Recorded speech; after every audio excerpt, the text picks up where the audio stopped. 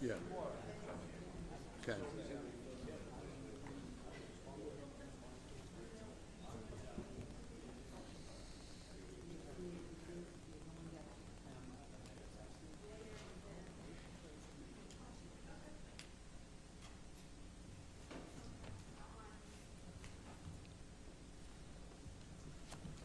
Good luck. Good morning. I'd like to call to order today's meeting in the Town of Hempstead Industrial Development Agency. Would you please rise and join me in the Pledge of Allegiance? Pledge allegiance to the flag of the United States of America and to the republic for which it stands, one nation, under God, indivisible, with liberty and justice for all. Thank you. We have a quorum. First item on the agenda, Village of Hempstead, consideration of a termination and recapture of benefits for Alphamore LLC, 50 Clinton Street, Hempstead. Can't hear you, Edie, I'm sorry.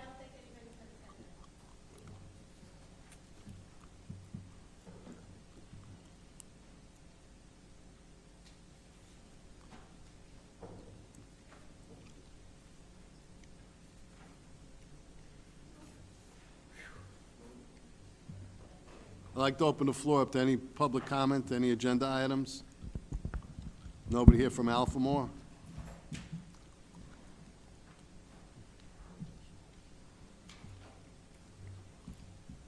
Just make a motion. Okay, I'd like to make a motion for recapture of benefits and termination. Second by Mr. Gresh, I'll take a vote. Wait, is it recapture inclusive of termination? I can't hear you, Edie, I'm sorry.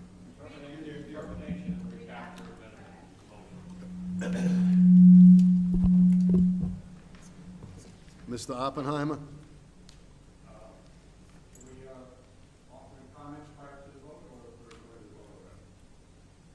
If you have comments, sure. Sure, please.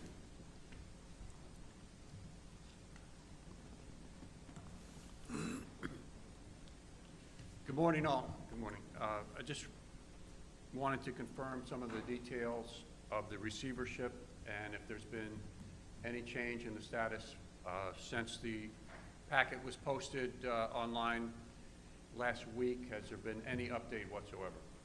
No change, no update. And can you confirm which law firm is handling the receivership?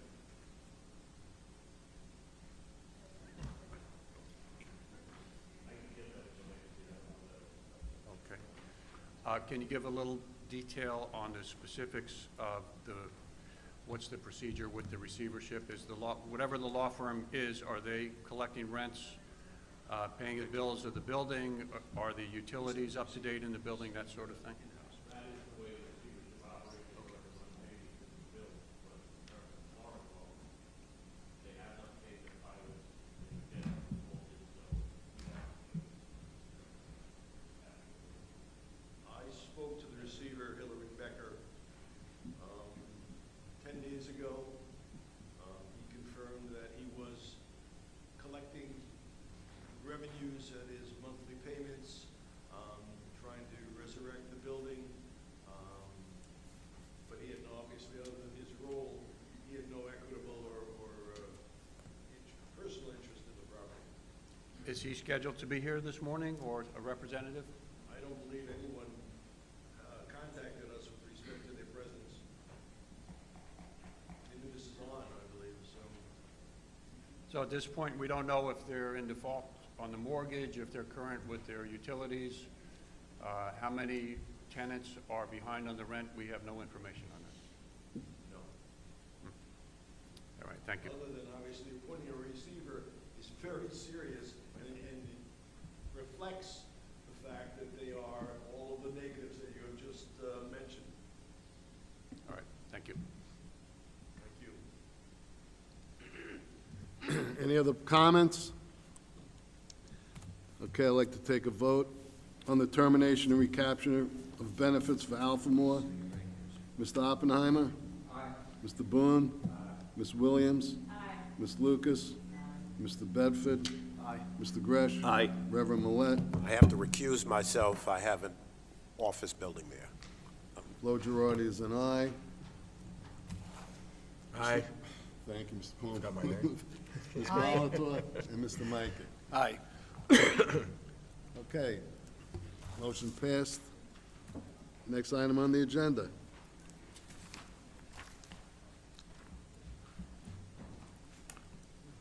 Under new business, consideration of an authorizing resolution for Conklin Estates, 37 Conklin Avenue in Woodmere.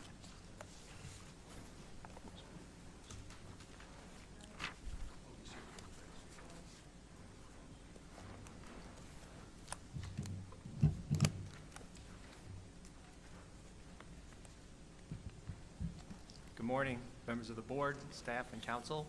John Gordon, Forcelli Deegan Tarana, on behalf of Conklin Estates LLC. I have with me Ryan Friedman from the company.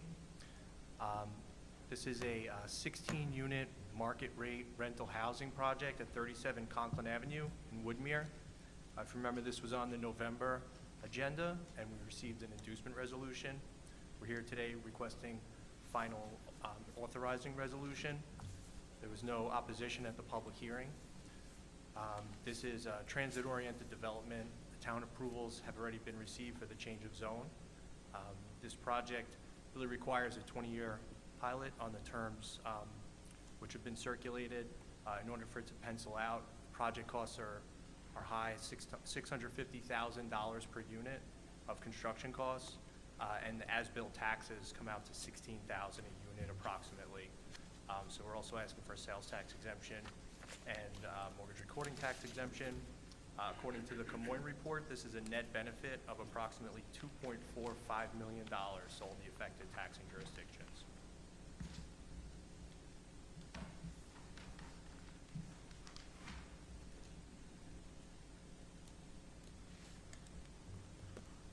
Any questions from the board? Do you have renderings?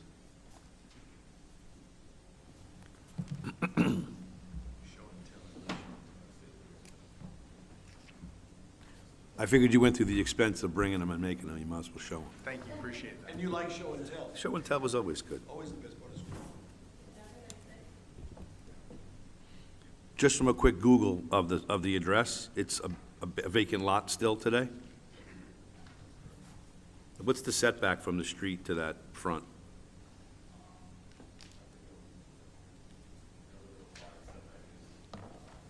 That was my next question. You meeting all the local requirements for the? Yeah, there was no setback there. I have no further questions. Thank you. Thank you. No other questions? Do I have a motion? So move. Moved by the Reverend, I'll second. second by Mr. Bedford. I'll take a vote. Mr. Bedford? Aye. Mr. Gresh? Aye. Reverend Millet? Aye. Flo Girardi's an aye. Mr. Kornbluth? Aye. Ms. Molitor? Aye. And Mr. Micah? Aye. Ayes have it. Thank you. Thank you.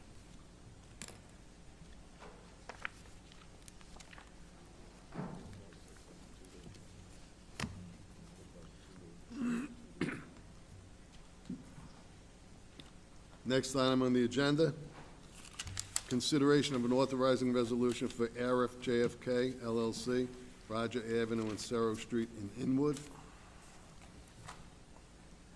Morning again. For the record, John Gordon, Forcelli Deegan Tarana, here on behalf of AREF JFK IC LLC. I have with me Danielle Loeffler from Aries Management, which is the ultimate manager of the property. It's owned by an SPE. So this is a approximately 68,000 square foot industrial warehouse project. It's around a $43 million investment in total of project costs. It's going to bring a minimum of 12 permanent jobs. This project has the site has a troubled history. It's blighted. Building has actually been knocked down as a result of being required to be demolished by the municipality. It had tax arrears, environmental contamination, which has since been cleaned up, but requires ongoing monitoring. And this has a net benefit, according to the Camoin report, of in excess of $860,000 over the term of the pilot. We're also requesting mortgage recording tax exemption and sales tax exemption. Although no tenant has yet been identified, the company has a strong track record and very good relationships with some very high-profile tenants. We're hoping that this will move forward and will bring in a tenant that will bring these jobs to the site. So open up for any questions.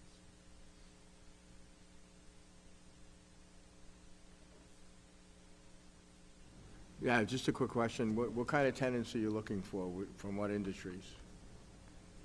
So at this point, it could be so if you're a warehouse distribution tenant, typically a 3PL is something that we'd be looking for this type of space. Two quick questions. The single-family home that's currently on the property, I'm sorry if this has been discussed already, is that vacant?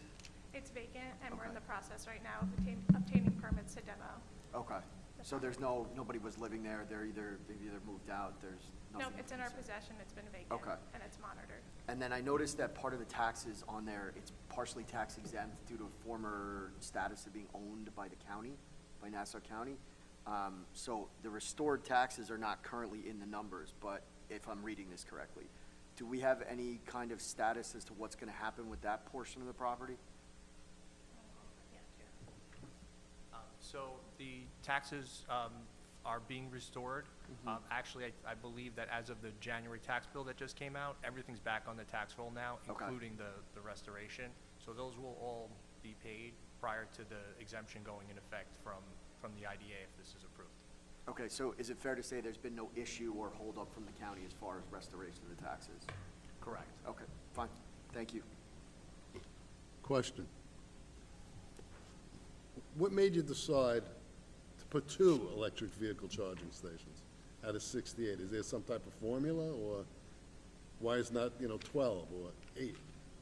So it's typical to our process to work towards green measures. So our funds like us to incorporate EV car charging stations or any green measures that we can, and it's a selling point for end users at this point. So, But how come only 2?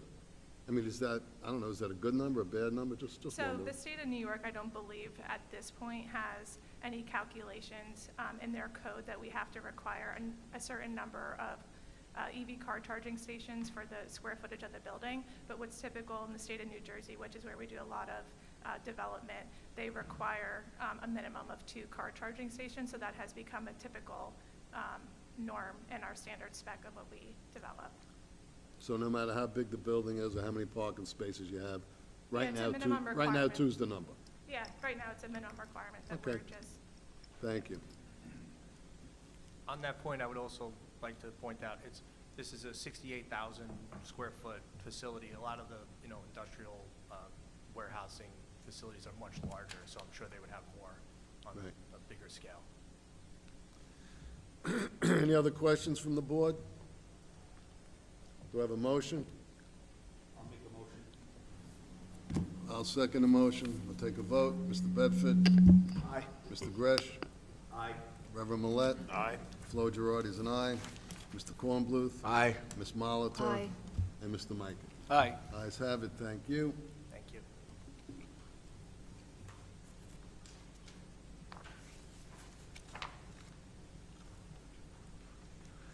Next item on the agenda, consideration of a reauthorizing resolution for Inwood Property Development, Bayview Avenue, Inwood. Good morning, Mr. Chairman, members of the Morning. board. One second.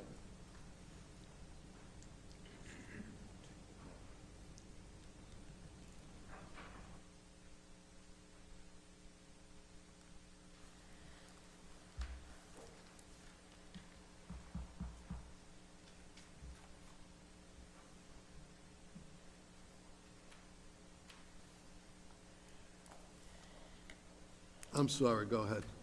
Not a problem at all, thank you. Good morning, Mr. Chairman, members of the board. George W. Peters from Sir Tillman Ballin, Adler and Hyman, with offices at 90 Merrick Avenue, East Meadow, New York, 11554. I'm representing Inwood Property Development on their application for a reauthorizing resolution for the facility that was initially approved in February 2022 and then reauthorized in July of 2023. I'm joined today by a member of the applicant, Isaiah Moultrie. As you have probably seen from the cover letter with the amended application, in a nutshell, we accidentally used a spreadsheet with a different unit count on our initial application, and that was discovered while we were negotiating our construction loan documents with the Community Preservation Corporation and the Housing Finance Agency. There's no material changes to the application, but there's 5 less one-bedrooms, there's 3 more 2-bedrooms, and 2 more 3-bedroom apartments, and the project will now be 100% affordable in lieu of 25% of 80 AMI for Long Island Workforce Housing and Prevailing Wage regulations. And happy to answer any questions.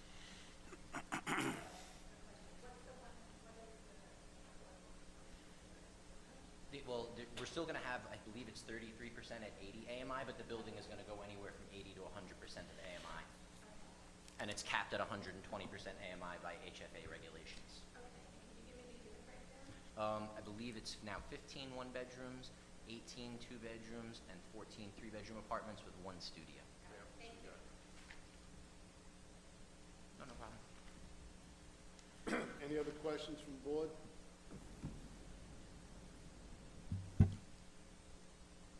Okay, I'd like to take a vote.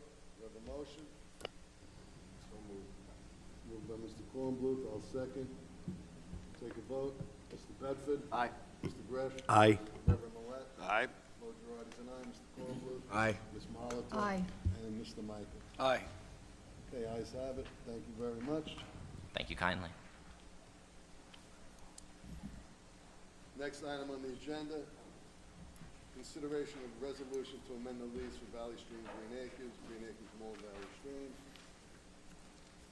I would like to, Mr. Ryan, I'm gonna make a motion to table.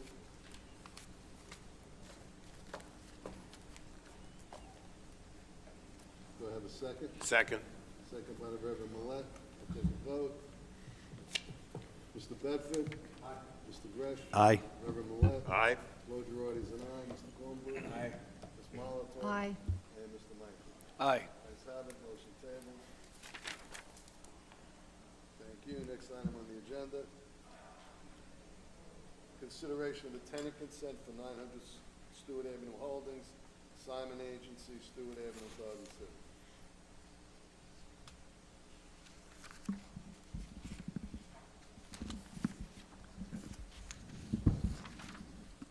So this is an insurance brokerage business.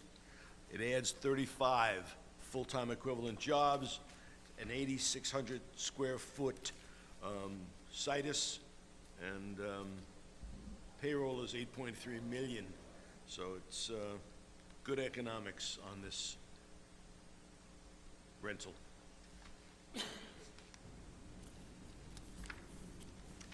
No questions from the board? Make a motion. Second, made by Mr. Bedford. Take a vote. Mr. Bedford? Aye. Mr. Gresh? Aye. Reverend Millet? Aye. Lord Gerardi's an aye. Mr. Kornbluth? Aye. Ms. Malato? Aye. Mr. Michael? Aye. Ayes have it, thank you. Next item on the agenda, consideration of the tenant consent for Valley Stream Green Acres, Wakefern Food Corp., doing business as ShopRite, Green Acres Mall. With the loss of Cole and Sears, this is a positive, obviously, for Green Acres. It's 80,000 square feet. They're adding a net, I think, of 300 plus jobs. Yes. So I think they're doing a great deal of work on this particular project to make it more consumer-friendly, and certainly having a shop right there it answers that plea. Make a motion? Okay, Second. take a vote. vote. Mr. Betzler? Aye. Greg? Aye. Reverend Millet? Aye. Joe Girardi is an aye. Mr. Kornbluth? Aye. Ms. Malaco? Aye. And Mr. Knight. Aye. Ayes have it. Next item on the agenda, the CEO report. Good news is the list gets longer, which means that we are busy, and we are. And it runs the gamut from, we are addressing, as are the other IDAs in the southern part of this state, the need for tenants and available housing, and we are certainly doing that, as you've noticed from this morning, everything from affordable housing to market rate, as well as warehouse. So we are running the gamut in terms of projects that lend to the economic needs of this region, and all's well, for the most part.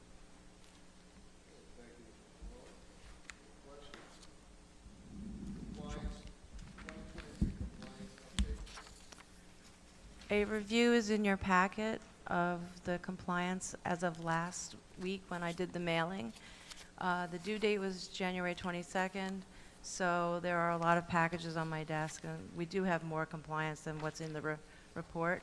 And we'll have another report in February where you'll see, the status on the projects and who has complied and who has not complied. And I'm very on top of it, so.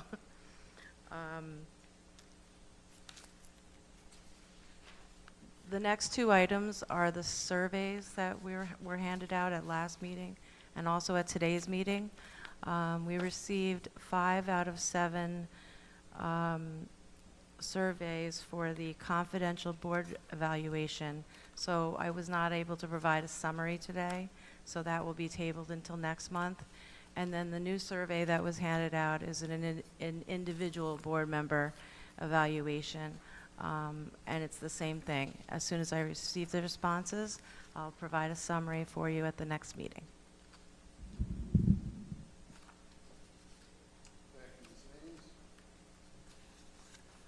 Any questions from the board? Okay, next item, consideration of appointment of officers, 2024. We are continuing with the current leadership. Congratulations. Need a vote. I'll make the motion. I'll second. Second by Mr. Kornbluth. All in favor, say aye. Aye. Aye. Have it. Next item, consideration of agency committees, 2024. Again, these are easily altered if there is conflict or you'd rather serve on another committee down the line, just let us know. This is what we submit to you based upon the existing. The only change was I was added to audit, although. Governance, thank you. Although I do serve anyways as CEO. No questions or comments, I'll make the motion. I'll second. All in favor, say aye. Aye. Ayes have it. Consideration of recurring expenses resolution.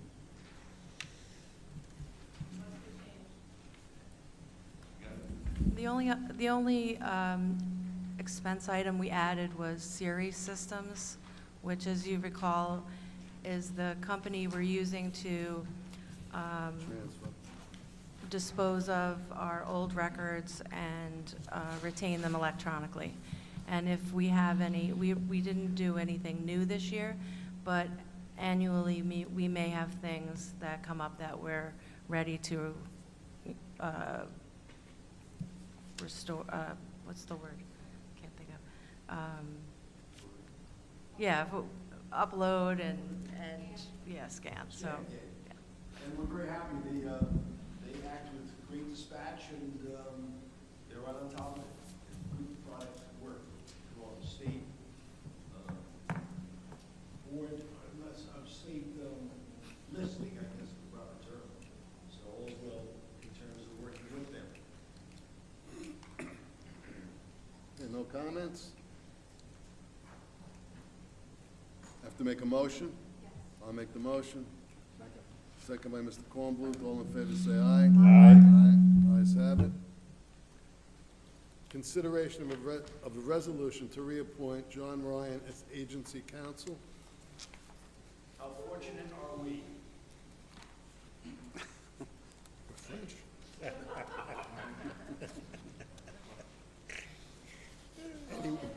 Any wise guy comments on this? What can you say after that? Okay, I'll make the motion. Second. All in favor, say aye. Aye. Ayes have it. Thank you. Great counsel. Consideration of a resolution to reappoint Nixon Peabody and Phillips Lytle as transaction bond counsel. We are doubly well served with our council. Okay, I'll make the motion. I'll second. Second by everybody. All in favor, say aye. Aye. Ayes have it. Great work. Consideration of a resolution to renew the agency's membership with the LIBDC for 2024. As we've expressed previously, we think this is literally the best bang for the buck in terms of networking.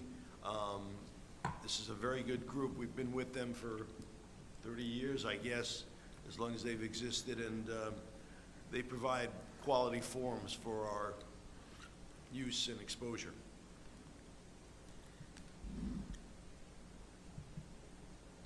We commend it to your attention, obviously, favorably. You may have started a slogan with best bang for the buck. That's pretty good. No questions? I'll make the motion. Second. Oh, Second by the Reverend. All in favor, say aye. Aye. Ayes have it. Next item, discussion and consideration of the construction wage policy, prevailing wage policy.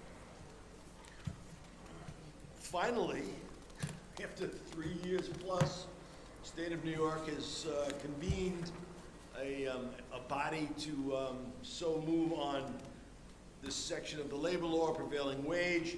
It's in your packets in terms of compliance certifications that developers must agree to before they are able to do work with our entity. Seems fairly comprehensive. It's obviously in the early stages, so as it is applied and used, it will gain its form and change, but finally the state has moved. And that's typical of New York State. Pass the legislation and worry about implementation down the line. And they've done that. So the state did not give specific wage policy. They did do a form and a guideline for a state submission. Some IDAs are including it in their applications. I think staff here discussed it, and I don't know that we should include it in our application at this point. I think we should stick to the state form specifically with the construction wage policy as a standalone, only because if the state issues a new mandate, then it would require a change into the application, and currently applications around the island are conformed to each other. So some are changing, some are not changing, but one of the things that we did as a downstate IDA community was try and make everything uniform.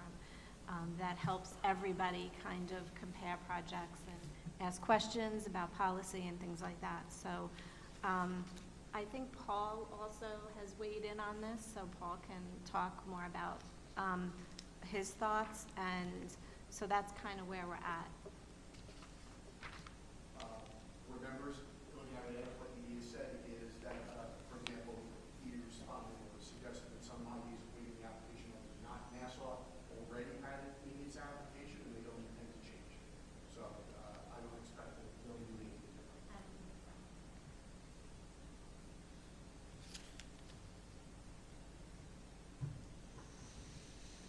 Jack, I don't know if you want to weigh in. Yeah, I'm just looking, so it doesn't specifically mention the 30% triggering the prevailing wage, or does it? Am I missing it? In our policy, Yeah, hold on a second. The only thing that we changed within the policy is the last paragraph.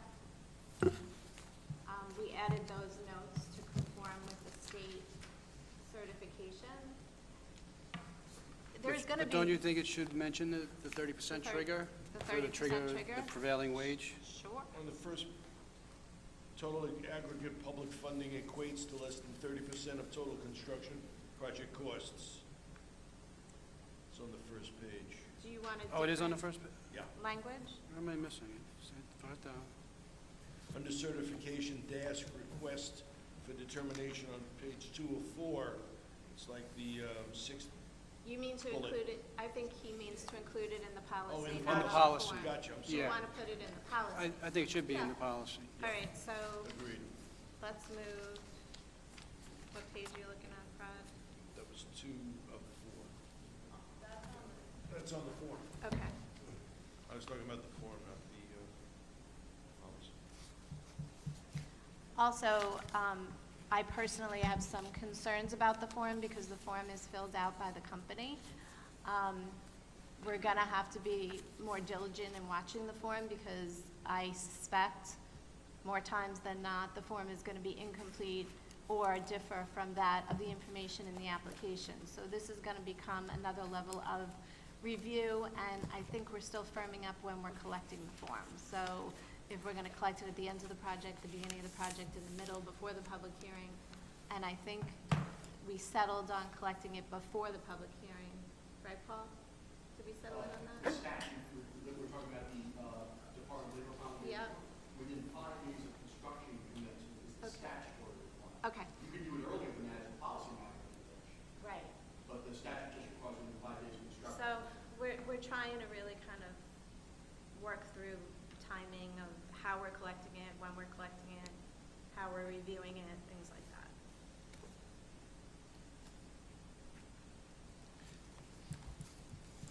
One other point I'd like to make. When we get the pilot draft, can we have a line item on there showing what percentage that they are requesting? So in other words, we could see. Yeah, that's a good idea. Okay, so you want to add it in the policy? Doesn't have to be Or the on the policy, but I'm pilot. saying on the pilot draft, when we get those line items showing what percentage of, they're actually, what benefit percentage they're requesting. Okay.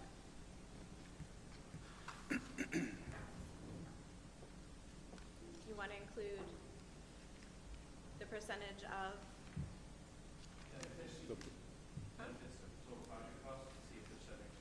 Yes. Jack, the only difficulty is the statute imposes a requirement on the IDA to state the amount of benefits that they are proposing to give. The actual calculation of whether it gets 30% or not belongs to the developer because they may be getting assistance from other agencies than the IDA that get added into and included within the determination of whether you're getting 30% of the total construction cost of the project is represented by public subsidy. So if the staff puts together here's how much the public subsidy is being given by the IDA are against the total construction cost of the project, that isn't necessarily dispositive of whether or not prevailing wage would be on that project. Okay. Because if, for example, the project we had today was an HFA backed project, there may be forms of public subsidy coming from another agency that get added. So the So then how do process is- we determine? We don't. We That- don't. That's the good news. That's is what we I was don't have saying, to is do we that. don't. Right. There are only 2 things the IDA has to do, state the nature of the subsidy being given by the IDA and the value of the subsidy being given by the IDA. Okay. It's the responsibility of the applicant on that newly promulgated Department of Labor form to add them all up. And then they inform the state of whether they hit 30% or not hit 30%. And we get a copy of that form? It's a requirement that they give us a copy of Okay. that.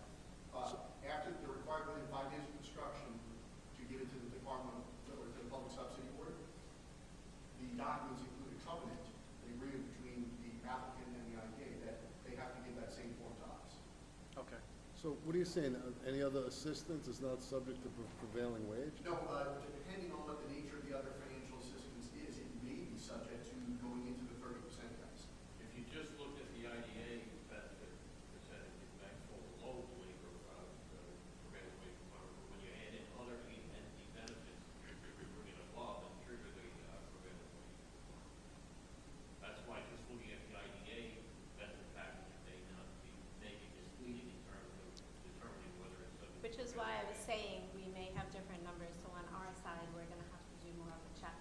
So because, But we'll get a copy of their application to show Right, if they are triggering it. right. so because they're getting additional assistance, they would have to pay prevailing If they wage. go to 30%, we may be able to get with those other agencies. Well, that would make sense, okay. I think what we're gonna do though is fine tune what we're gonna require, what we want from them.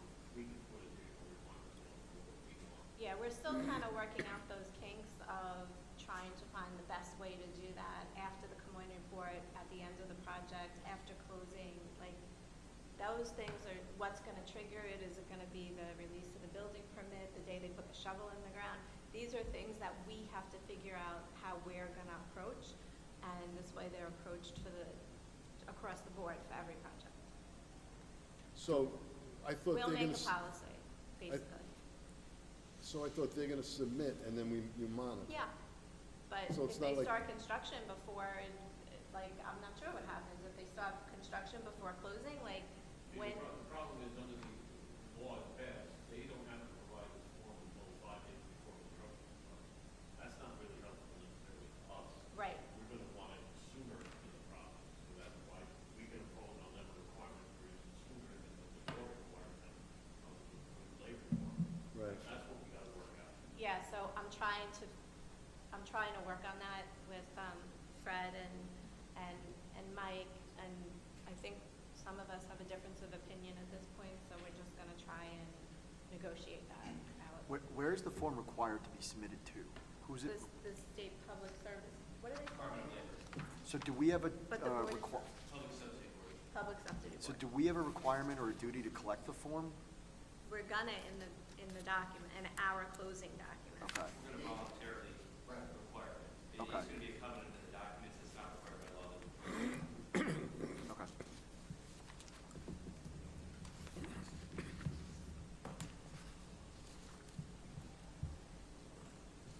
We don't need, it's a discussion, we don't need a No, motion or. did we put it on for discussion or I'm adoption? sorry, Edie, I can't hear you. Both? I don't know, you guys ready to adopt the prevailing wage, or do you want to wait till the new policy is drawn? The other prevailing wage policy stays into effect until the new prevailing wage policy is adopted. Okay, Yeah, I think, fine with me. Okay,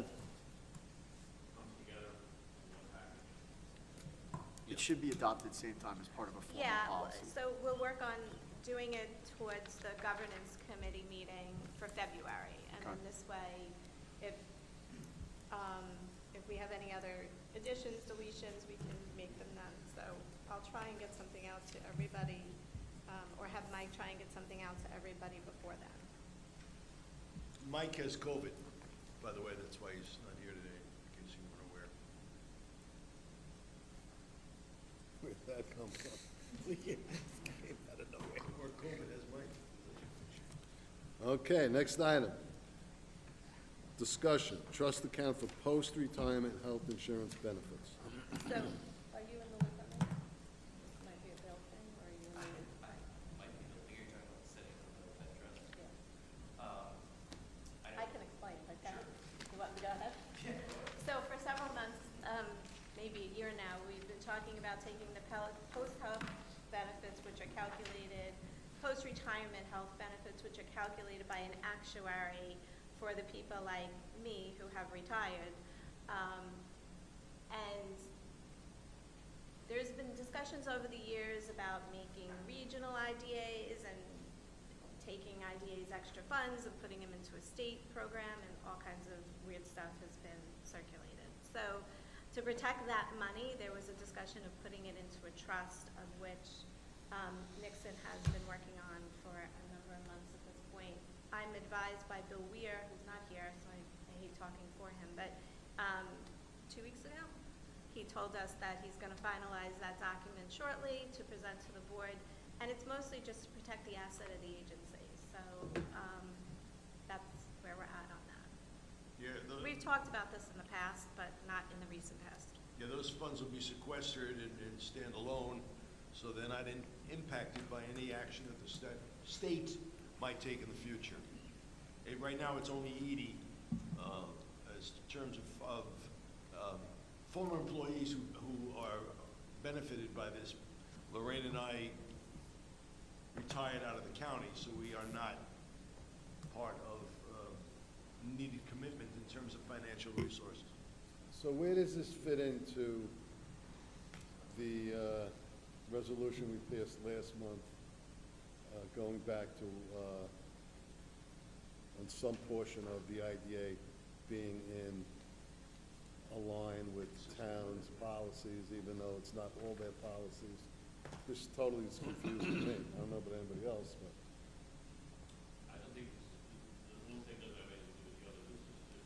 So this is just saying, I hate to interrupt you, that whatever funds are being put aside for, whether it's Edie, Freddie, Joe, Frank, whoever, that is going to be monitored in this trust.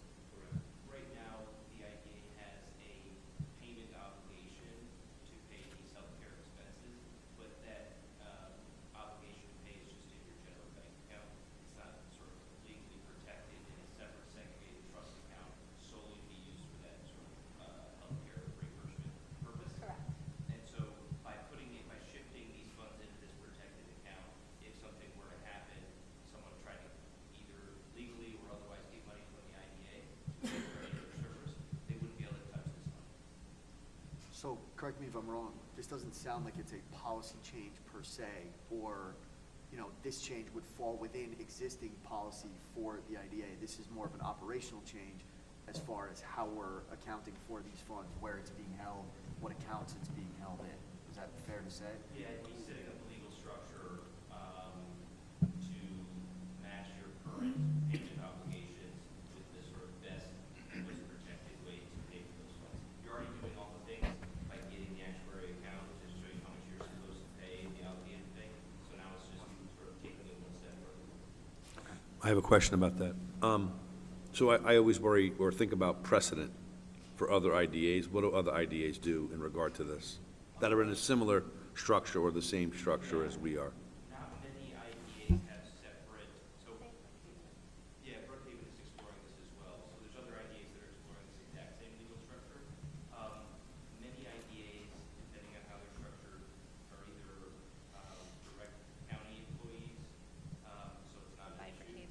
Yeah, or they're allocated between the LDC and IDA generally. So depending on the structure of the employees, it's either not an issue at all, it's part of the county system, or if you're an IDA employee, then we have to deal with this specific issue.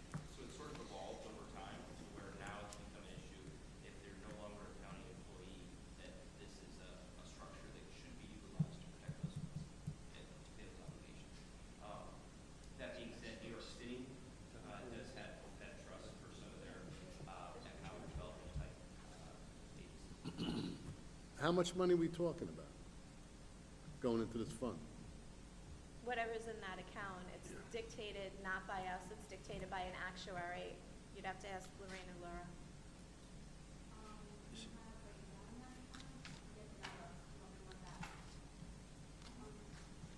Each year we put about 80,000 into it to fund it. Depends on what Mass comes back with numbers and what they said throughout, you know, if the insurance goes up every year, it all depends on numbers and insurance. But I can tell you it's in that account now. You have, With national, we have a separate account for its first national. you have no idea? Do the actuary report they calculated. Yeah, it's about 800,000. It's in that ballpark. About 800 now. That's funding only people that are retired. 800,000, it's a lot of money to the town. It's not like it's 50,000, it's costing us 20 to set up the trust to protect. So when the actuary does his report, he considers who's currently on staff, an anticipated age of that, retirement age of that employee, and so forth, so. So Mike and Arlen will be eventually in that, that money will go towards them also while we retire. Because they'll be taking the insurance, correct? Right. So it'll affect them as well.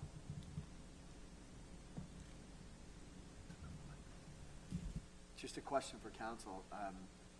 In the event somebody were to bring some kind of action against the IDA as the money stands now, and were to try and get at that money as it sits in our current account, that, you know, if they were successful, that wouldn't change our obligation under the current policy to pay out these benefits, correct? The general fund. currently, if general funds of the agency that are Right. available to satisfy government Right, trust accounts by which you protect income. right. But if we didn't do that, I mean, the obligation stays the same. Correct.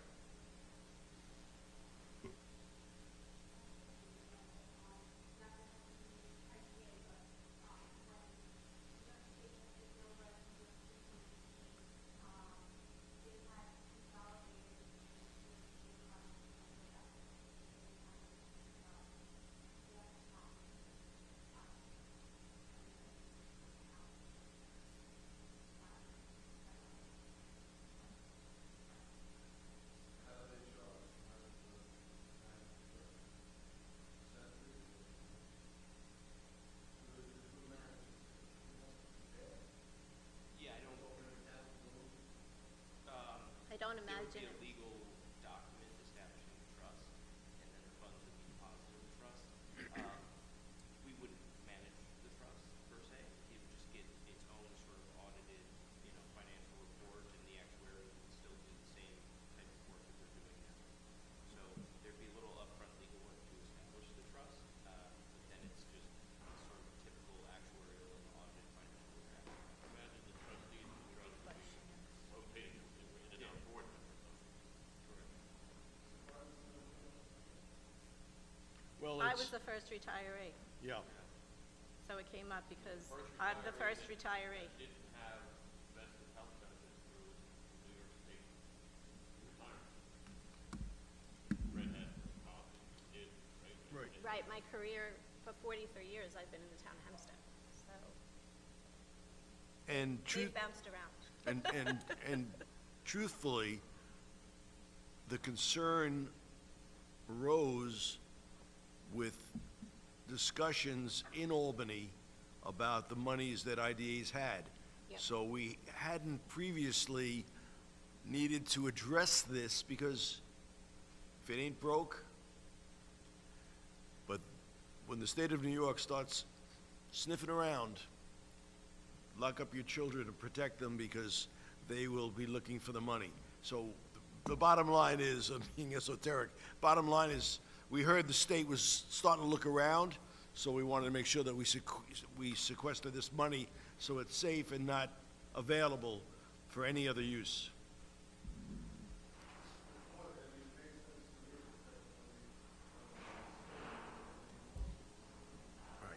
Right.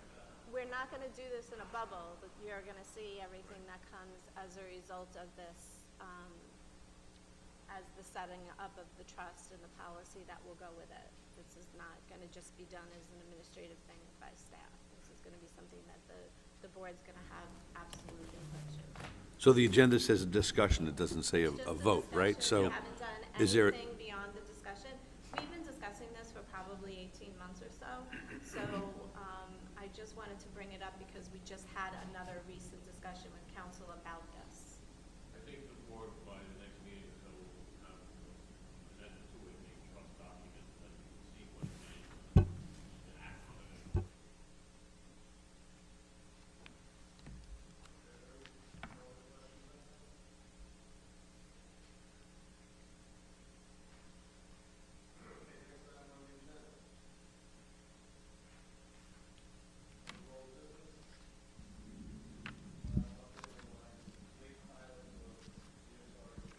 It's paid. They paid. Okay. Reading and approval of the minutes of the previous meeting. Mr. Chairman, I move that we waive the reading of the minutes and adopt the minutes of December 19, 2023. I second, all in favor, say aye. Aye. Ayes have it. Report of the treasurer, financial statement expenditure list, December to January 2024. Mr. Chairman, all looks to be in favor. We just want to commend the staff on doing a great job as always.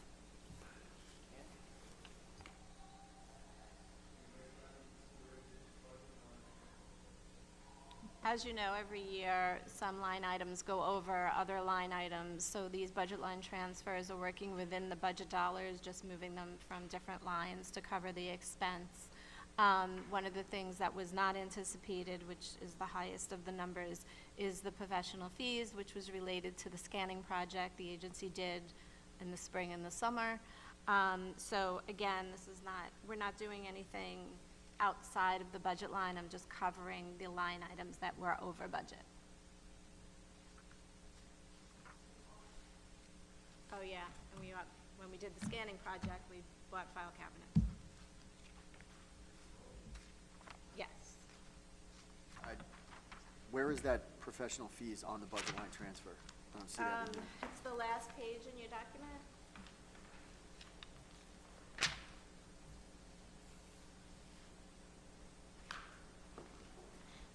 No, I saw this, but, no, I saw this, but, oh, okay, I see it. Yep, I got it. Yeah.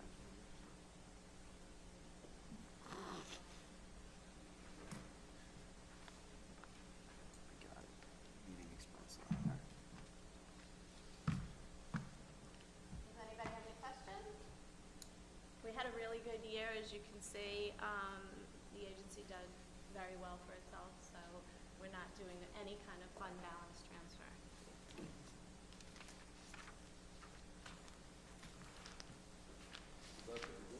I'm good. Thank you. All right, I'll make a motion. Second? Second by Mr. Kornbluth. All in favor, say aye. Aye. Aye. Ayes have it. Mr. Ryan, do we need executive session? We do not. Committee updates, no committee meetings. I will make a motion for adjournment. One quick thing on committee updates. Yes. So, myself and Fred are working and talking through, Todd Shapiro about putting together an event, and we're gonna talk offline about that, but just for the board's edification, we're trying to get the process jump-started, Fred? Right. Yeah, Tom and I discussed this, obviously. I got a call from Alan Wax, who does our writing through the Shapiro Agency, and question we really had for you is, we are literally at the end of January.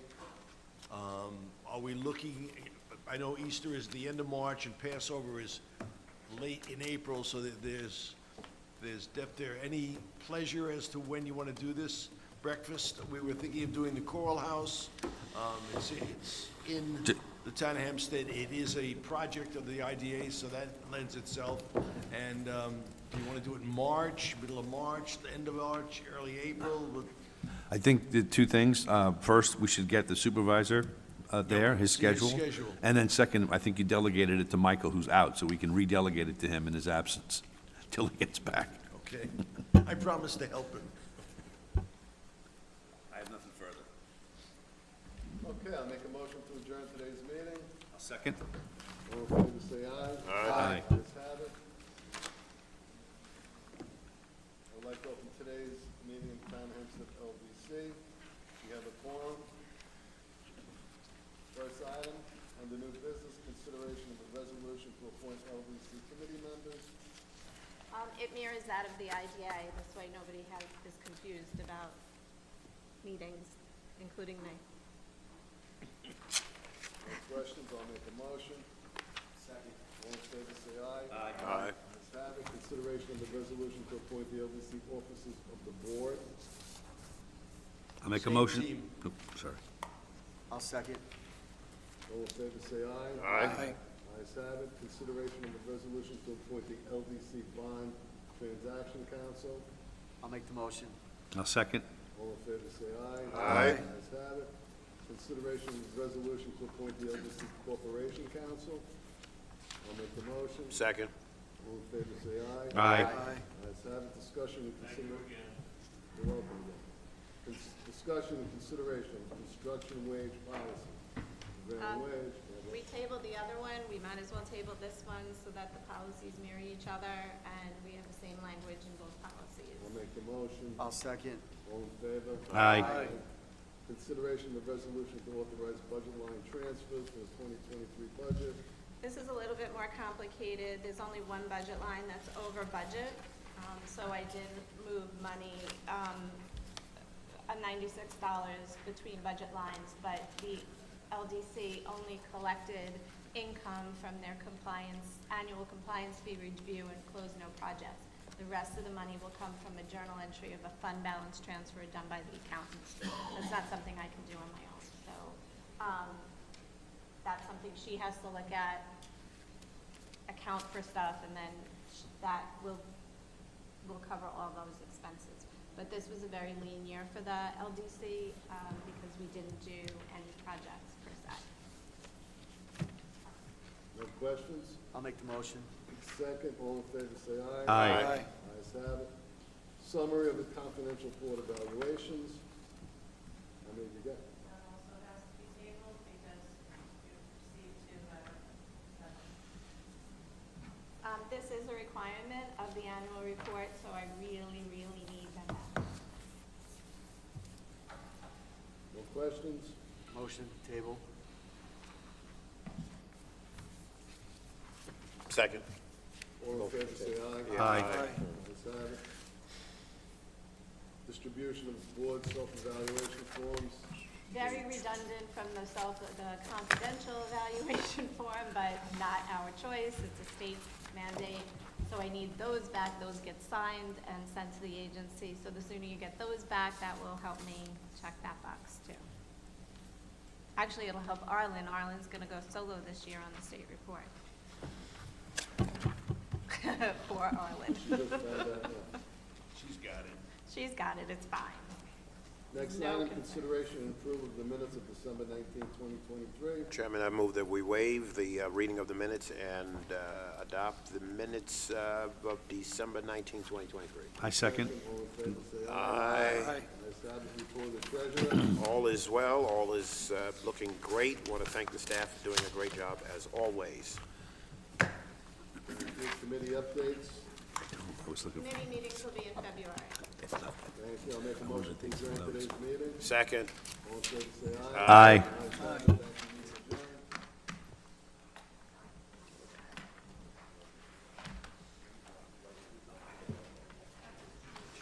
Thank you.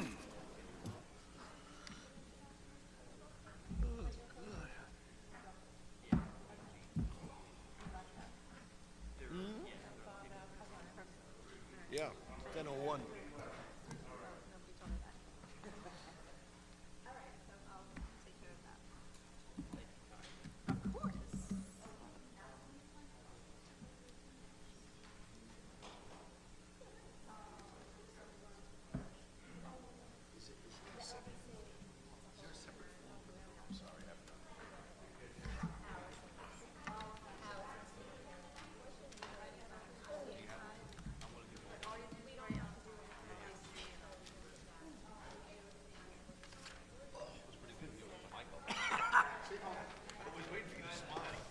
I was smiling inside. He's gonna harass me though. You said you'd help me do this, which I will. See you, buddy. Thank you. Congratulations. Take care. You're all's well? Good. Yeah. Yep. You want me to mail that? No, I have time to stay. Yeah? Fred has to sign that paper. Do I need that with you? Yeah. I send it FedEx. No, it's easier if we're gonna do it. He holds it. Yeah, so what do we do now? When do you get? Laura.